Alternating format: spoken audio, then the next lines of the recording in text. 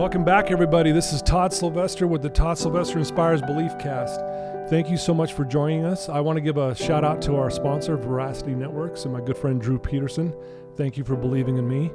And a shout out to all of you that tune in week after week. I love you guys. I hope you know that. This is, I get emotional because it just blows me away of the responses and these amazing guests I keep having reach out and come on, and their vulnerability have saved lives. I truly have. If you guys knew how many people have reached out and said, you know, because of so and so, I'm gonna keep on living. And so this has just been amazing ride. And I want to thank all the previous guests. I love you guys. And today's going to be no different. We have an amazing man today. His name's Mark Pepper. Mark, thanks for joining us. Thank you, Todd. Nice to be here. Yeah, thanks. Thank and you. Thanks to your listeners. Yeah, nice. no, and I can't Appreciate wait for that. them to hear your story. So just a little bit on Mark Pepper. He's married as a father of two amazing children.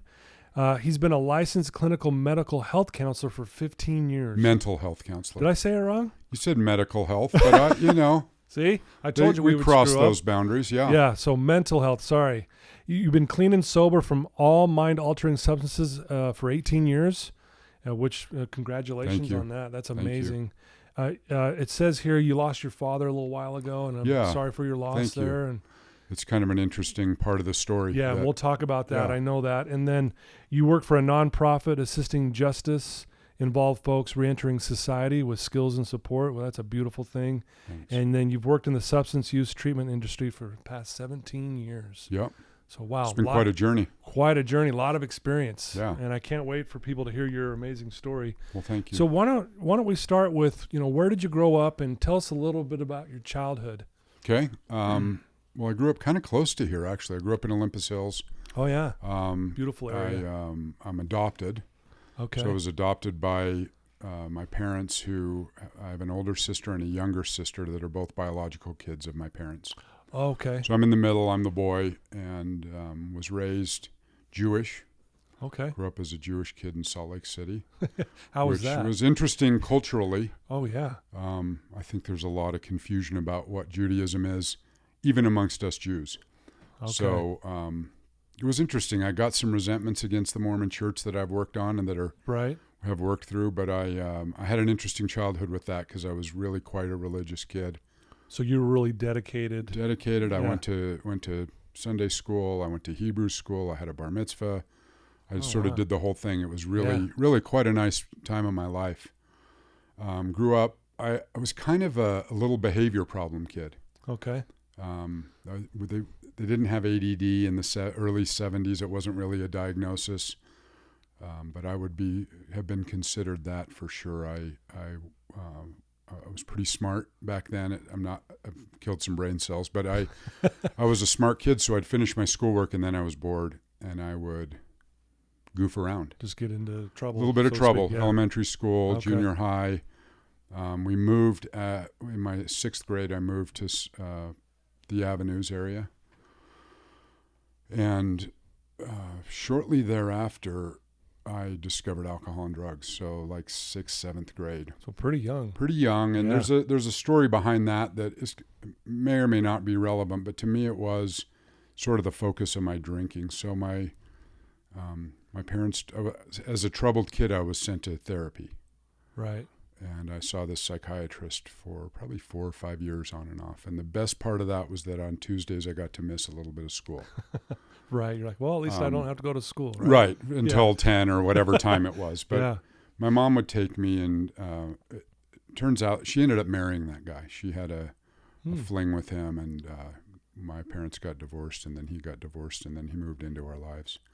How was that? It was That had to have horrible. been, I can imagine how tough that would have been. And it's interesting because sometimes I think he might listen or my mom might listen, and neither of them have owned that to this point, and this is 50 years later. Yeah. And I know the story. So, but I also had a story that it was about me and that I caused some of that, which I've come to see that's not true.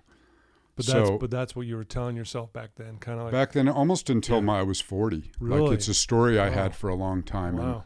And so part of what I've learned as an adult is like the events aren't really changing, but the story can change. Okay. Which has helped me in my recovery a lot. Great. So my mom marries him, and really shortly thereafter I start drinking. So I'm about 11 or 12, pretty young. Yeah, that's young. And I would get alcohol whenever I could. Started smoking marijuana every day. And so junior high, entering into early high school, alcohol. I liked alcohol and drugs. Yeah. I liked. Did your mom and him know that you were doing all this? They caught me a couple times, Okay. and there were pretty heavy-handed consequences. And at 15, I ran away. I moved out. I actually moved to Florida for a minute. Really? And Wow. which is kind of a funny story. That's but a gutsy move. I had a buddy in Florida who had just moved Uh-huh. and was working with his brother and said, "Come on out." And I went on out. And shortly thereafter, like days after that, my dad's like, "What are you doing, dude? Right. Get back home and you can live with your grandparents while I build the rest of my house out for you." Okay. Because he had a 1-bedroom condo that the basement was unfinished. So he did that. But I never really stopped drinking and taking drugs in that period of time, and was checked out. I was athletic in high school, played sports, was a really smart kid, got really good grades, and was drunk or high pretty much every day. Wow. So that came easily to me, the education piece. Responsibility, maturity came very slow.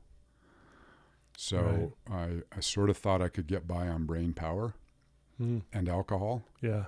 and sort of did for a while. Yeah. I left. I went to college. I got accepted to some really nice prestigious schools. Got accepted to Stanford. Oh, wow. Yeah. Got a scholarship to University of Queensland in Australia. And I didn't tell either of my parents that I was doing this stuff. I just applied to schools on my own, and was kind of quiet about my life. The shame was already coming in about the alcohol and drug use. Well, that's what I wanted to jump back just a little bit. You're going through this, you run away, you do all this stuff. And again, were you depressed? Were you struggling with like who you were, that kind of thing? Kind of that, and really targeting my mom and stepfather for all of my problems. Yeah. Turns out I have 2 sisters that aren't alcoholic and drug addicts, didn't run away, didn't sabotage their education. Well, what I have found, and I'm sure you can relate with this and understand this, that when we resent someone or something, we rebel. For sure. Right? So, that's until kind of I what know you're doing. how to do something different. Exactly. So that's kind of what I hear you were doing. Right. Like, and I was kind of doing what I thought Yeah. like it made sense to me. I mean, this beautiful 16, 17, 18-year-old brain. Yeah. And you pour alcohol on it, and I'm making some real bad decisions. Yeah, right. So interesting you ask about depression, because I ended up going to the University of Oregon in Eugene, and discovered depression. And I say discovered because I think, as I look back on it, it was a feeling I really settled into. Okay.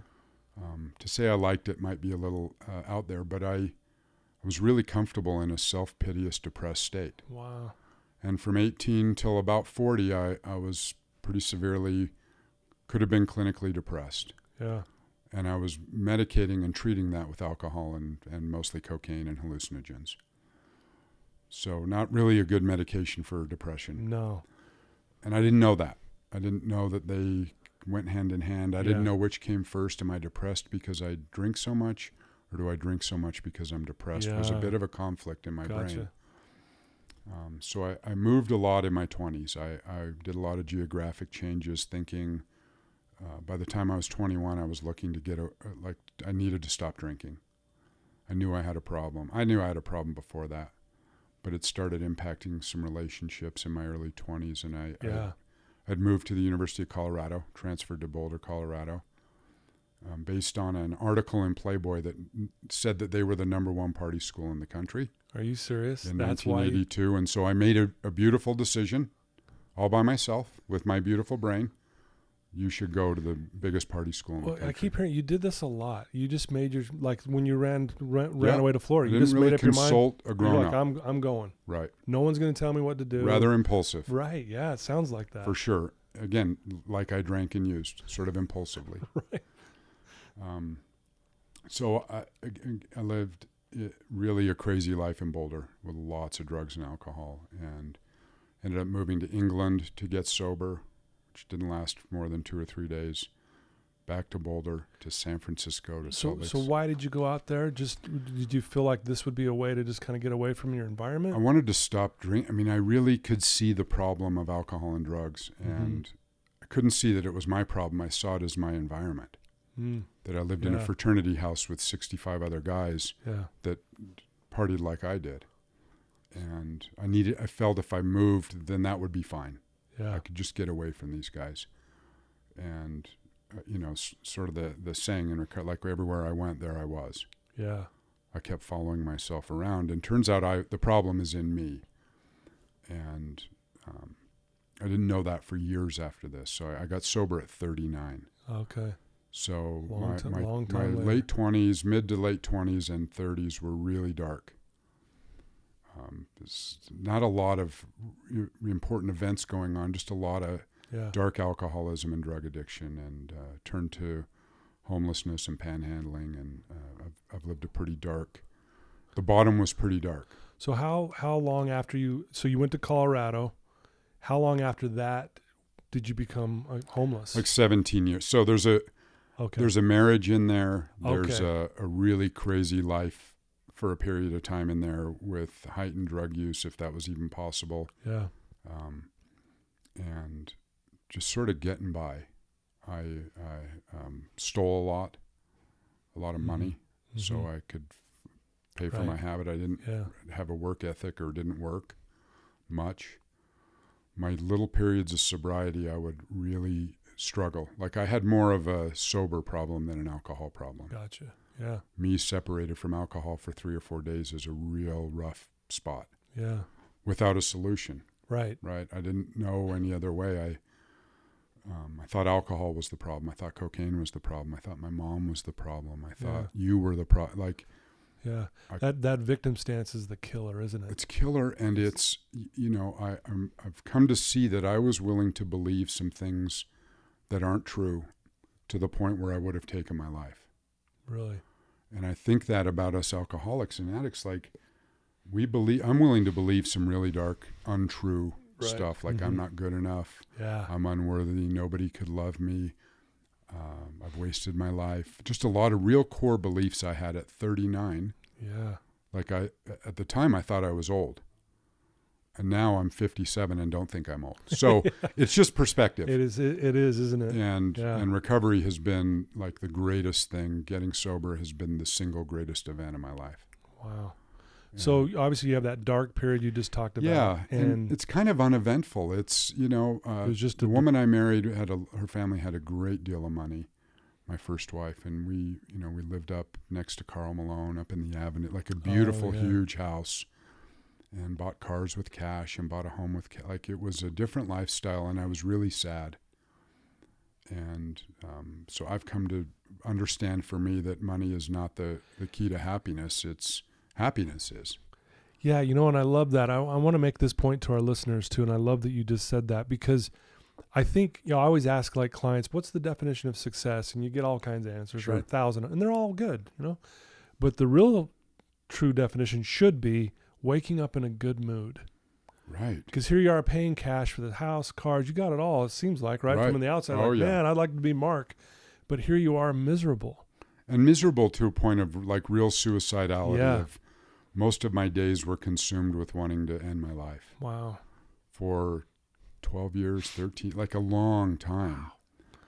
Wow. And in between that time were some treatment stints, residential treatment, outpatient, psychiatric hospital stays. Wow. I got committed to a psychiatric hospital in Minnesota for 40 some days. Came out of a blackout in a hospital in Minnesota. Man. Last thing I remembered, I was in Evanston, Wyoming, and I drove to Minneapolis and was on kind of contained on a bed so I wouldn't hurt myself. Wow. So kind of some crazy stuff. Like as I tell this now, like my brain's, I don't suffer from any of this stuff now. It's amazing. And it's quite a story it's hard to, as I sit here today, like connecting the dots from that human being to this is quite a route. Right. It's not a straight line of like, well, here you are. Looks like it's just been this nice, easy ride. Did your family know that you were going through all this, that you were going into, psychiatric wards and detox and all I think this my stuff? sisters found out I was in a psychiatric ward when I did my first podcast, Oh, really? like 4 months ago. Well, I don't. here we are again. Right. And I don't, but it's, Yeah. I can kind of laugh about that now because Yeah. it's a part of my story. Yeah. I don't think my family ever thinks that's cute or funny, Yeah. or me going to jail is never a funny thing to them. My story to me now is kind of funny about my Yeah. DUI. Not really funny, but the events in jail were kind of silly. Never to my family. Yeah. They just don't see it like, and Yeah. in recovery, we kind of laugh at our stories Yeah. because they're so heavy, and Yeah. it gives us some levity and some Absolutely. perspective as well. Like I lived through a lot of stuff that I may not have. It's hard to imagine sitting here. Yeah. Wow. Sort of the end of the drinking was not. I was homeless in '99 into 2000, right at the turn of the millennium, and I went into my last treatment center on the 20th of January of 2000. Okay. And I didn't get sober for another year and a half. Well, talk a little bit more about being homeless, because I don't want to just gloss over that. Yeah, Not that you're that's trying all right. to, No. but I think, man, I want our listeners to, what was that experience like? Because talk about, the depths of despair. Yeah. You got nothing. I had a car, so I actually did live in my car at Pioneer See, and Park. that's even almost feels even more depressing, right? Right. It's like, wow. Yeah, and I was the guy that I looked down my nose at other people Mm-hmm. that like people would be going to work or they'd be running in the morning, and I was resentful of them. Mm. And I thought they were like losers or Right. some, Yeah. I'm sitting on this high horse like at the bottom of the gutter. Wow. And Probably your way to try to make yourself feel better I somehow. guess. And Yeah. it didn't work. I didn't feel better. But I ended up, I had a little apartment, and I decided to move into this apartment right before I went homeless because my cocaine dealer lived across the street. Mm. I could just see if his truck was home, I could go get.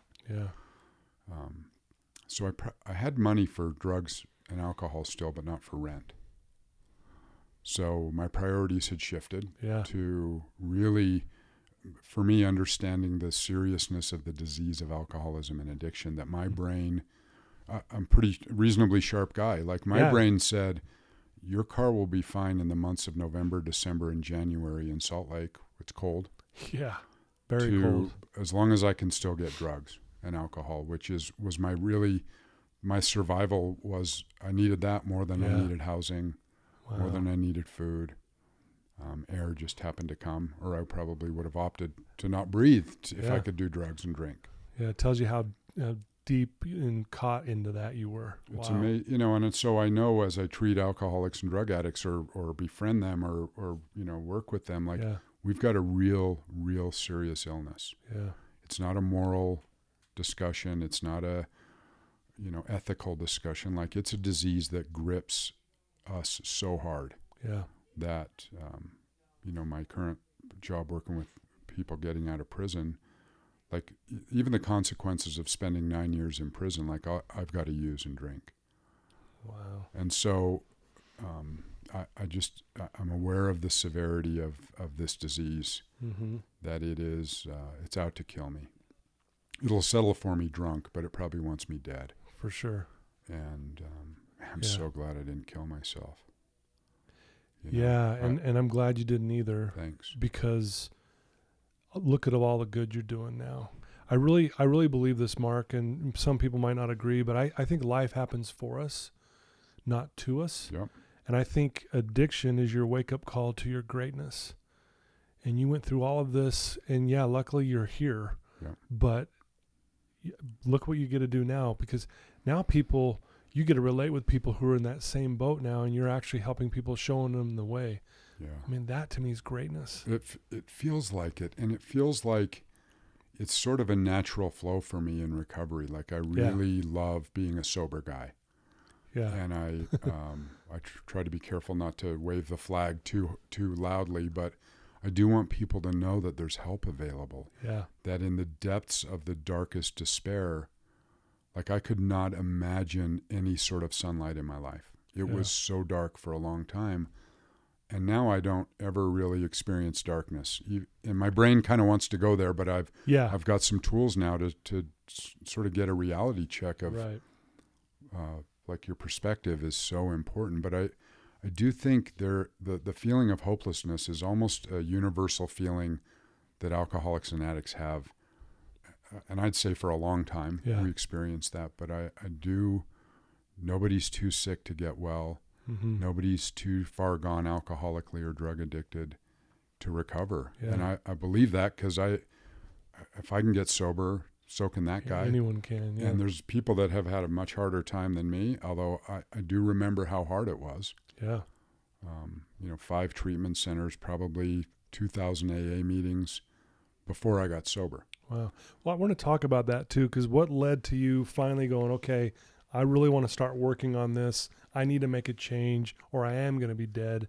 Let's talk about that transition. You're homeless in a car, that kind of thing, and kind of take it from there. So homeless in the car, I ended up going to the Haven, which is a county-funded sort of bottom of the barrel treatment center in Salt Lake that turned out to be, I loved it. I really loved it. And at that place, I was introduced to AA. Mm-hmm. There's like 5 meetings there, and then they go to 2 or 3 others a week. So there's 6 or 7 AA meetings. Right. And I was much more actively introduced to that program. I'd known of it. I'd gone to meetings. How did you find the Haven? Was it recommended through jail? I was. This is kind of cute. So I was living in my car, and a buddy of mine that I'd had asked to sponsor me previously, I'd met him in AA, right, was working at the VOA detox. And he said, just come over and we'll talk. And he's showing me the mattresses on the floor. He's like, dude, you need to come and detox. Like, you can't stop drinking. Right.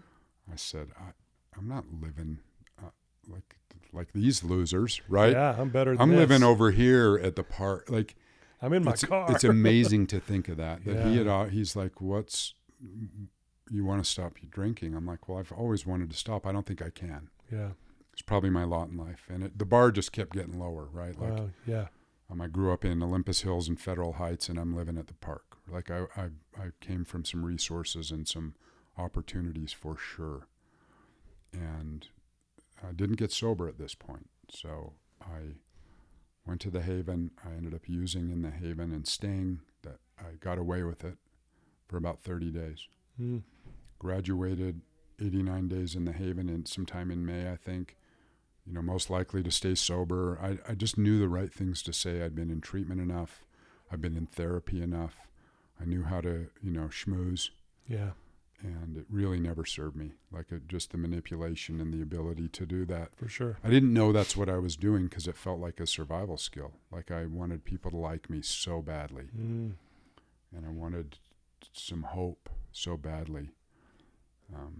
So I get out of there, I'm drinking and using, and it's just getting worse again. And I made a decision to go to a 2-year treatment program in Prescott, Arizona. And I arranged for that. I told the woman whose home I was living in I was going to move out. And then as this had happened over my life too, I met a woman, and I was like, oh, I don't need rehab. I just need to be in a relationship. I just need a better woman. So yeah. She had a little 5-year-old daughter, and so, that took off, of course. Right. And I didn't need treatment. I didn't need help. I could sneak around her, right? Yeah. The next victim. And it turns out shortly after we started dating that we got pregnant. And we started dating in like August of 2001, and she got pregnant in February or March. Okay. So I remember her telling me that she was pregnant, and we looked at each other. It's like, we don't really even like each other. Like, what are we doing here? Yeah. I'm quite a bit older than she is. She had a career. I did not. I'm lying about being sober. I'm lying about taking her kid around, and And so on October 9th, the day before I got sober, she left with her belly with our son, 7 months pregnant, and that sweet little 6-year-old. Oh, wow. So right around that time, my dad had told me that he was done, like he knew what the gig was, and he's changing his locks. If I come around, Yeah. there's going to be consequence. Like I wasn't welcome. And my sisters had sort of gotten to that point, and my mom was at that point, and Yeah. it really, it was a Wednesday, and I could remember her car rolling out of the driveway, and I went to an AA meeting that night. I went to the Foothill meeting that I'd gone to a lot. Sure. And I just thought it'd be another day of sadness and poor me and all that. And I woke up Thursday, and that's my sober day. It was the next day. So here's why I tell that, because you asked, like, when did you sort of decide to do? I didn't really that's life happening for me, right? Yeah. Like I really wanted to be a dad. And I've always loved kids, and they seem to like me. Kids and dogs seem to like me. Grown-ups, not so much. Right? That's changed, I hope. Yeah, I know it. But I've, so I got sober, and I had a sponsor, and this was a Thursday, and he's like, Friday, we're going to go to this Cocaine Anonymous roundup. And I'm like, I don't want to go, dude. Right. It's like the speaker is a gangster from New York. He's a mobster, and he's hysterical. Danny somebody. And I'm like, he's like, we're going to go and have fun. I said, nothing's very fun. I'm not going. He's like, good, I'll be there at 5. But like a good sponsor, Yeah, right? exactly. I'll pick you up. So I started working with him, and I worked all 12 steps with him in a matter of a month and a half or two, pretty quickly, to the best of my ability. Sure. And my wife came back, and we weren't married at the time, but she came back, and she's the mother of both of my kids. And so 2 months sober, that little dude was born. Right. Wow. And unbelievable. Yeah. I got to be present for that, and I had never been, I just was so irresponsible. I mean, it's been years since, I've done anything like Right. show up. So he's born, and man, he and I have got quite a deal going. We've got a sweet relationship. That's awesome. He's really How old is he now? He's 18. 18. He's 2 months 18. younger than I am Wow. in my recovery. Well, yeah, like you said, you're 18 years clean. That's amazing. So she comes back, and we start sort of this family, and it's lovely for me. It's just beautiful. And I get offered a job from a guy in the program, and so I was selling hearing aids, door to door. Rough business. Oh, but I bet that was rough. And I ended up, so I'd always stolen. Like, that was as much an addiction as the drugs and alcohol. And I didn't stop stealing when I got sober. And I got my only convictions were sober. Really? I was about 10 months sober when I got caught. And I had to book myself into jail, into Davis County. But you've been stealing the whole time through your addiction, right? For sure. I mean, mostly from my dad. Yeah. My family. And Okay. But every store I'd gone into. But you kept that going. I mean, that's an interesting thing. It's kind of Don't you interesting, think? and I tell that story because I know I'm not alone in that, you guys. I know that Yeah. I've had people tell me, like, man, I got to stop stealing. Like, I'm probably going to get caught. And, for me, recovery is about this freedom. Yeah. I mean, I want to be free from, for sure, the drugs and alcohol, but from looking over my shoulder or wondering if I can get out the door without getting caught. Yeah. Or wondering if my wife's going to catch me in a lie. Like, the freedom is, like, one of the questions that I was asked, and I would ask you guys, like, how free do you want to be? Yeah. And I want it all. I want all the freedom in the world. I want to be, I want to do. Freedom meaning you don't have to look over your shoulder going, am I going to get busted? Right. Can I walk out of the store without someone running me down? Exactly. So it was a pretty seminal event for me. It was a really, thank God that happened, right? Yeah, that was for important to happen. I've stopped stealing. And that early sobriety was so magical for me. My first 5 years were, I think almost every day I thought, this I think is the greatest day of my whole life. I was on fire with recovery and being a dad. Yeah. And I'd started grad school. I'd gotten a job. So that same guy that worked at VOA that had asked me if I was humble enough to come and get better. Yeah, lay on these mattresses. Not me, man. No, yeah. Had started a treatment center, and he said, do you want to come and do a rec group? And I was maybe a year sober. I said, sure. I said, it's once a week, Wednesdays. I'm like, that's about my work schedule.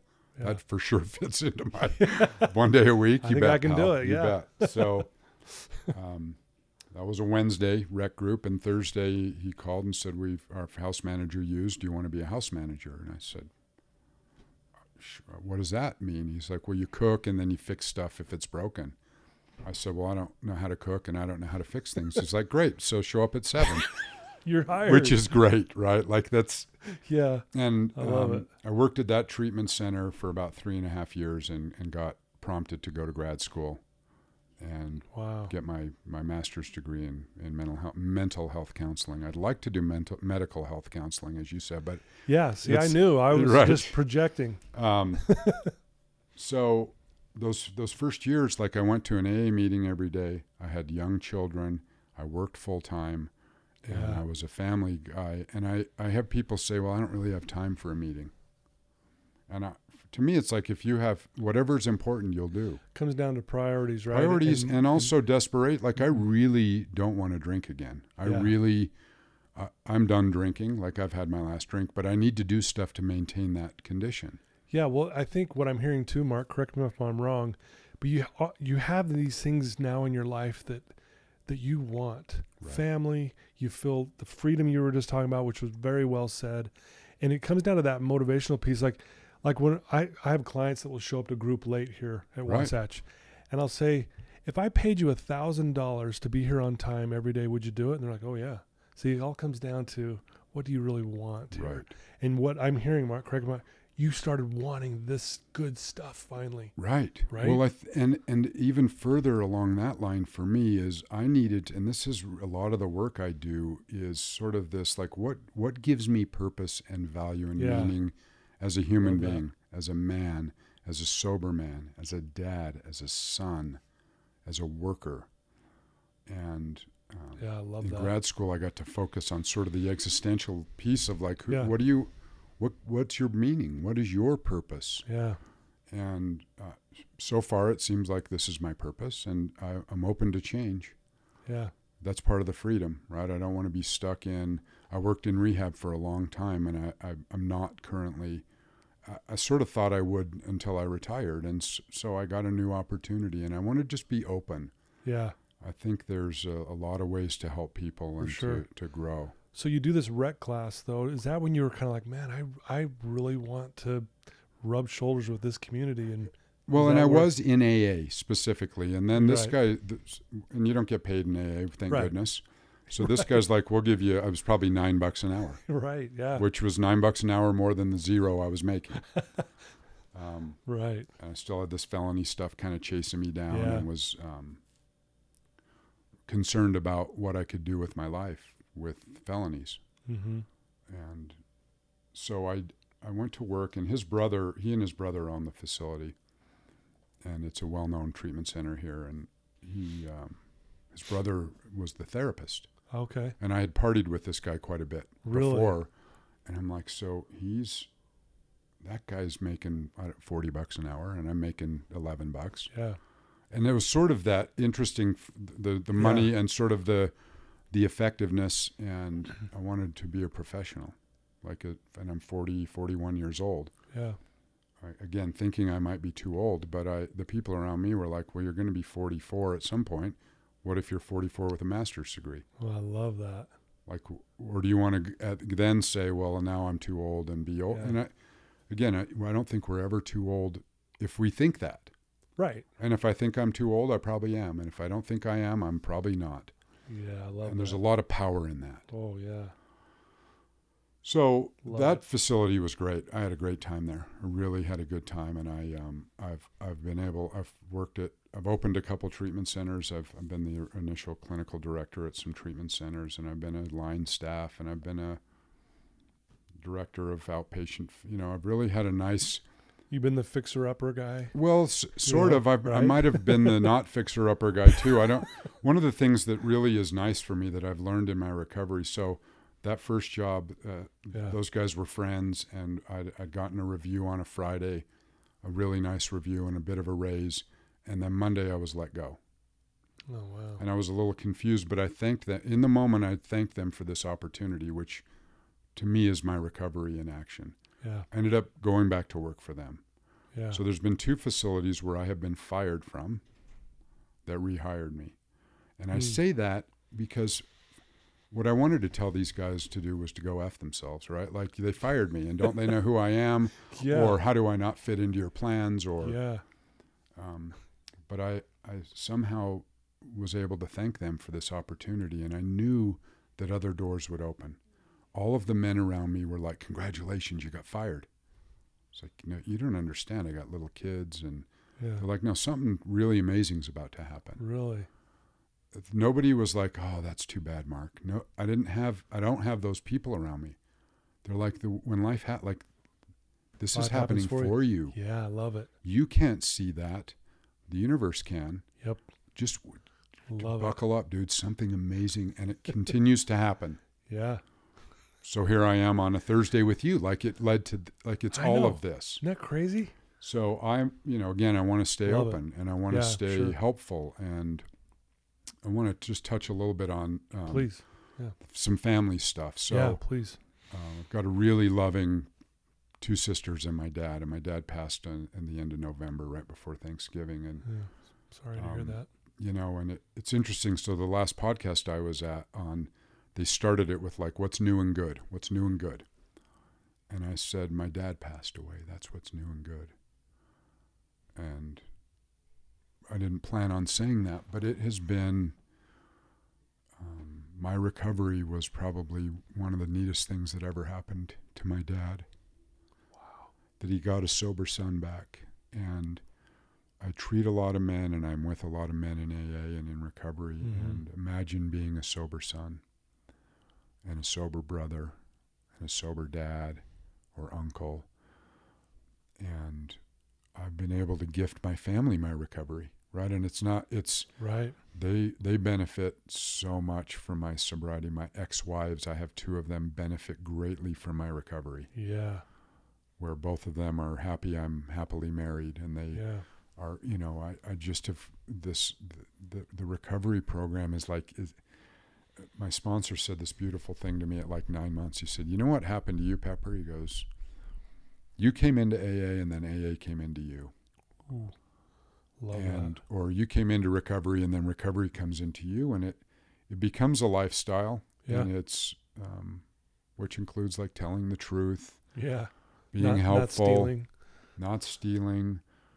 There's for sure a spiritual God component that, is so individual and personal. It's amazing. Yeah. Right. And I was with my dad when he took his last breath. I was like rubbing his face and kissing him and crying and thanking him. Yeah. And my sister was there and my wife was there, and it was about 1 a.m, and my kids showed up right after that. And there was some COVID restrictions on being in the room, but he had passed, so he was a pretty low COVID risk at that point. Right, yeah. And my kids and I went in the room, and he was laying there on the bed, and he had just passed, and 3 of us just like laughed and made fun of him and cried and, really celebrate. Like, he has changed all of our lives. He's just the most beautiful man. Wow. And what was his name? Sanford Pepper. Sanford Pepper. And was a big businessman in Utah, was really well known as a businessman, and mostly was well known as a Utes fan. Like, we're big. He's like Mr. Crimson Club, Mr. Donor, Mr. Ute. And that's cool. So we carry that flag proudly. And what I've learned from him was his generosity and his kindness. I hope. And the bar is really high. He just helped so many people, including his kids and grandkids, but he was really anonymous with his generosity. He just did it because the goodness Felt of his good heart. to him. Yeah. And he was raised that way. And so I come from the, interestingly, sort of the genetic component of alcoholism is, I've learned about my biological family. Mm-hmm. My mother was an alcoholic and it took her life as a drug addict and alcoholic. And no one in my adopted family, who I call my family, None of them are drug addicts or alcoholics, just me. And there's this thing that we're robbed of in our disease, which is sort of this integrity and like integrity. Yeah. I don't know how to behave like a normal human being when I'm doing that stuff. Right, absolutely. And I barely know how when I get sober, because I practiced that life for so long. So many So years. for me, being around other people that had drank and used like I did and then didn't anymore and were good sons, I wanted to meet dudes that were good sons, because I really wanted to be a good kid to my dad. For sure. And I wanted to be a good uncle. I got these 4 nieces that are just the best. Yeah.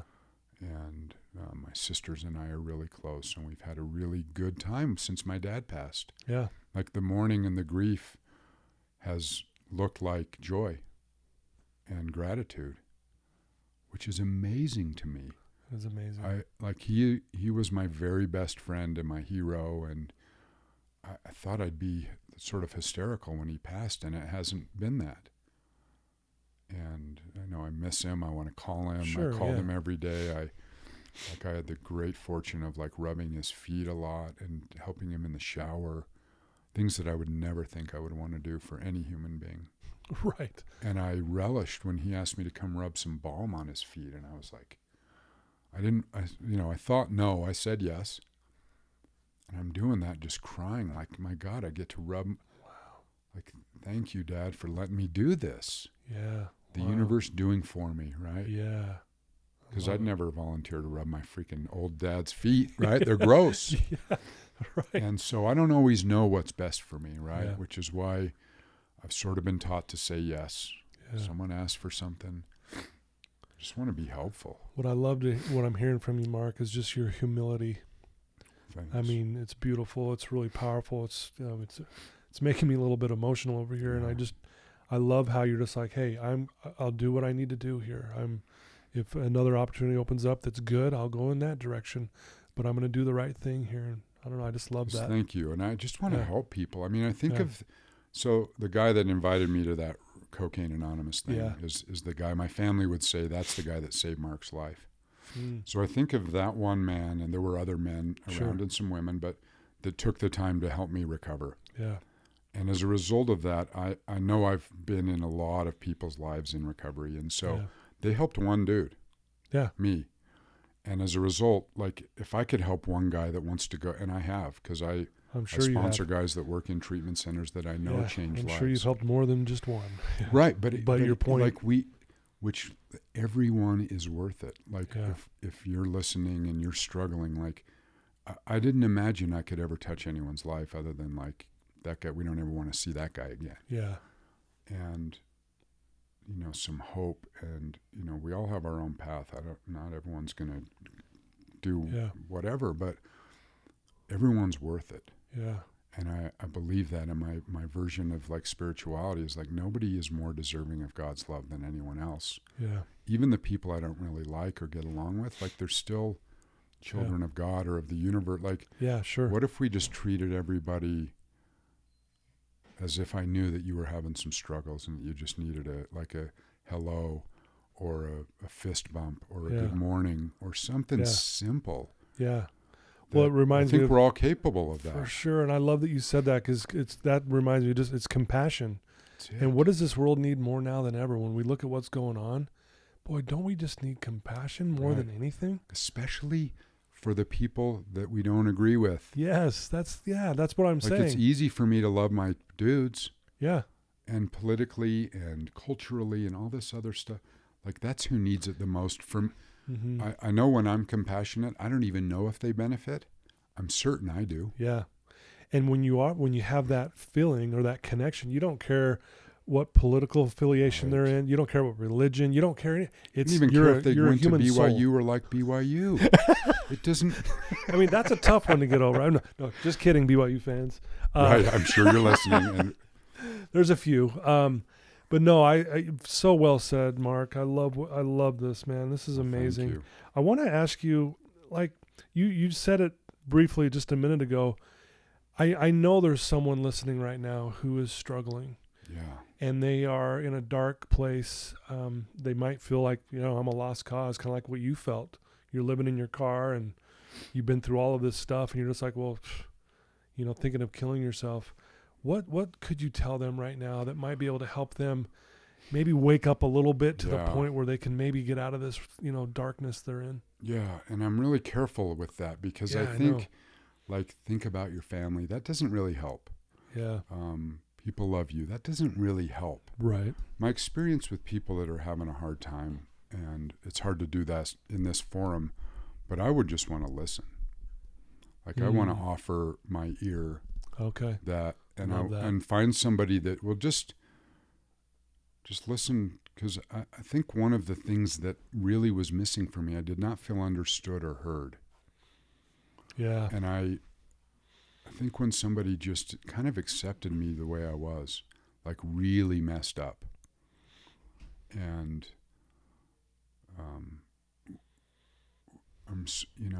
I heard this, and I really like to say this, that I'm so glad I didn't kill myself, because I would have killed the wrong guy. Wow. I would have killed this guy. And I say, wow. I don't know that helps anyone in that position, but you are not what your disease or your mental health or your brain is saying. Yeah. And including me today, right? Yeah, sure. I love that. I learned in recovery that I don't have to believe all my thoughts, and that was fascinating to me. The thoughts that I'm not good enough, or that I'm better than you, or worse than you. We don't have to believe everything that comes into our brain, and I think that's really a powerful awareness to be, that I'm better than those guys and not as good as them, or I'm richer than, just all this comparison that robs us of joy. And what I say to people that call me that are in sort of an active suicidal place, well, first I'd get them to a hospital. Right. But I would say, could you just wait a day? Mm-hmm. Have a sandwich and wait a day. Yeah. You might just need some food. Mm-hmm. Because that was sometimes you hadn't eaten. You might need a glass of water. You might need a nap. I don't think you need a deep mental health analysis all the time. I think we're missing some basic stuff just a lot of times. Needs. Food is I can get out of a funk when I eat sometimes. I was just hungry or tired. And even what you just said earlier, I just need someone to listen to me. Please. I don't need advice. I just want you to listen. And I want to say, if you're not the one in the dark hole right now, because somebody is, to be the listener. Offer yourself as a listener. If we sit, imagine saving a life. And I don't think that's hyperbole. I think that's what happened. The dude that really came into my life, saved your life. And I don't know that I would have. Yeah. I like to see it that way. Yeah. And he just listened and directed, and I had surrendered, and I, was willing to follow some instruction. It can be really dark, and it can get better for sure. Yeah. I did learn in my sobriety that I do not suffer from clinical depression. For a guy that you could have diagnosed for years. Easily, right, yeah. That I'm pouring a depressant on my brain.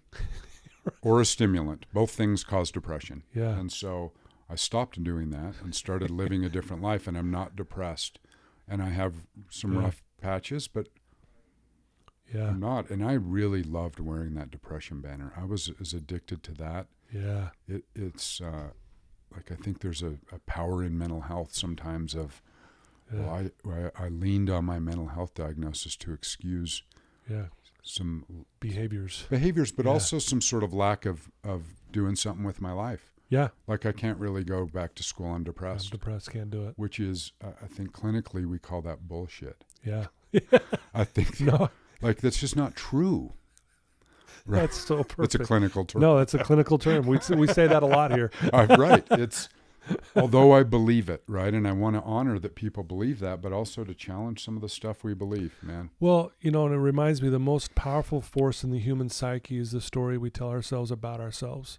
Right. And that was the story you were telling yourself, and it was comfortable. You even said, I was comfortable. I was familiar territory. Yeah. Wow, that's so well said, Mark. Thank you for sharing that. I think so many people can relate with what you just said. Well, and I do have the power to not change the events, but change the story. Like my Yeah. mom and that guy were not responsible for my alcoholism and poor choices. And none of the events that happened in that part of my life changed. My story of it changed. Yeah. Which is something I've learned that I get to say. My son said something to me a couple years ago. I was like in bed reading at 8:00 at night, which is what I do. He's like, Dad, I just think you think your life is so much better than it really is. And I think it was a great compliment. I don't think he meant it like that. Right. He was like 15. I was like, dude, you go to bed early, you wake up early, and like you pray and meditate. Like, what do you do? Like, you think that's the best? You I'm think like, that's good? For sure I do. So it's just perception. Awesome. Gotta love kids, right? Right. They just say it like it is, right? And he was right. I do think it's better than it really is. Yeah. I spent 40 years thinking it was worse than it really was. Yeah, yeah. My perspective changed. Yeah. And I stopped drinking and trying to kill myself and doing all that crazy stuff. But yeah, I think we get to say how we see life. Yeah. I don't want to be a victim or a pawn of other. I want to have some autonomy and some say in my life. Yeah. And I think that's a thing we all have. Yeah. That we forget sometimes. For sure. Yeah.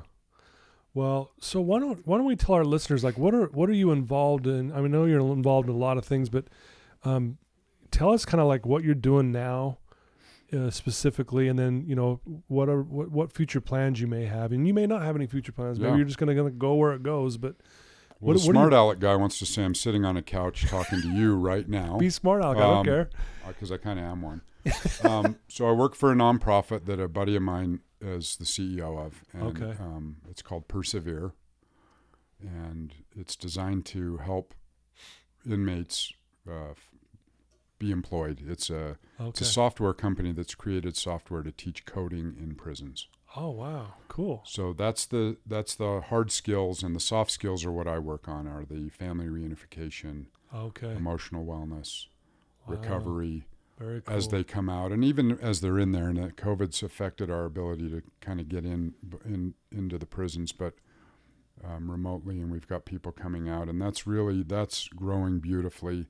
Wow, love it. And I have a private practice that I just seem to keep growing a little bit. That's great. And I like that. I do a lot of recovery work and couples work and trauma, and I like doing therapy and coaching, kind of.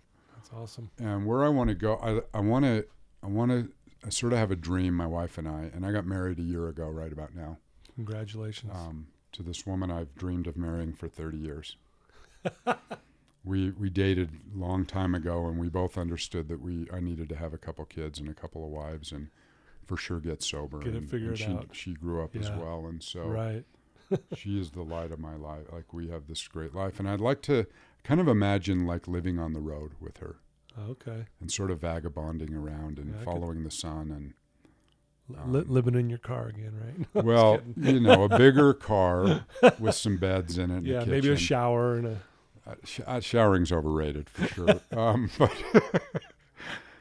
So, I'm 57. I probably have 5 or 8 more good years of working. Yeah. 20 more years. Like, if I want to live a lot. I like to work out. I like to love being a dad, man. My son's heading to college in the fall. Oh, cool. And he's lived with me full time the last 5 years or so. Okay. I'm just amazed at what we kind of joke that he's more mature than I am. He continues to make good decisions and doesn't say things that are really inappropriate a lot. Yeah. Just a mature boy, and I'm reminded like I raised him and his mom as well. Yeah. But I don't even know. I'm wide open. Cool. I can't imagine I'm going to just live in Utah and keep doing what I do. I like to live I like to camp and just be gone. Gotcha. I love that. Unplug for a while. Cool. I love it. Well, if someone wanted to reach out to you that's hearing your story today and they just want to get to know more about you or find more about the services you provide, what's the best way for them to do that? Well, that's interesting. I have a sister that's like a really successful coach, therapist, and she is a great self-promoter. She's Okay. on every social media. Right. Easy to find, Lisa Pepper. Uh-huh. And she has pushed me to promote myself. I'm like, I don't really do that. I know. So- I noticed. It's funny when you said that, because I'm like, I guess I could give my phone number, which I'm happy to do, because Or an interestingly, email, now that I'm sober, I do answer calls that I don't know the number from. I for sure didn't before. Yeah, you're like, oh, don't But answer that. I Yeah. imagine it's somebody that might want some help, and so Yeah, I have whatever an you're email comfortable account. with. I'm Yeah. comfortable with either, and I don't. But email's great. So Yeah, what's your email? my email is mpepper@perseverenow.org, Okay. and I'd love to hear from people. I'd like Yeah. to hear if this was helpful. I'd really like to hear if it wasn't, Right. because I want to. I Learn. like feedback like Yeah. that, and I want to hear. For sure. If you need help and I can be helpful, I'd like to be. I'm a licensed therapist. Yeah.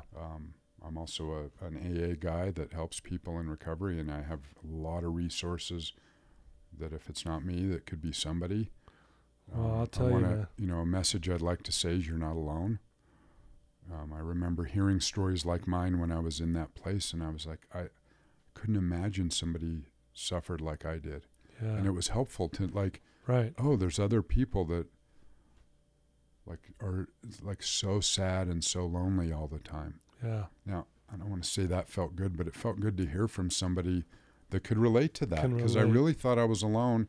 For sure. I thought I was like the king of depression. Like nobody was more depressed than me. Turns Yeah. out I'm kind of a garden variety depressed Yeah. guy. Yeah. You weren't that special. I Sorry. was not that special for sure. Well, it's good news. Right. Wow. Well, people would be very lucky and blessed to have you helping them, honestly. And Thank you, Todd. I love the way you live your life. The story's been very heart warming and touching to me today. And I Thanks, know our brother. listeners probably feel the exact same way. And thanks for being vulnerable and sharing some of these dark times with us, but also how things got turned around and all the great stuff you're doing today. It's pretty amazing. Right on, Todd. Thank you very much. It's pretty amazing. Yeah. Well, thanks for taking some time out of your day to come sit with us. It's been And my pleasure. I can't wait for everyone to hear this. And it was beautiful. Thanks a lot, Todd. You And betcha. thanks to your listeners. I really appreciate the time. Awesome. Well, there you go, guys. Another amazing person, Mark Pepper. Please reach out to him. And if for some reason you can't track him down because he's kind of likes to stay away, reach out to me, and then I'll reach out to Mark. I'll help you out. But thank you, guys. I love you. Thanks for all your support. Please share this, especially with those in your family, even extended family that you know is struggling, where you know they're in a dark spot, and a lot of times we don't know what to say. Share this episode with them. That would be a great way to break the ice, and either they'll talk to you or they can reach out to me, or especially reach out to Mark. So please do that. And again, Mark, you're amazing, and I'm so grateful that I know you. Thanks, Todd. I feel the same about you. Thank you, brother. Thank you. All right, guys. Till next time.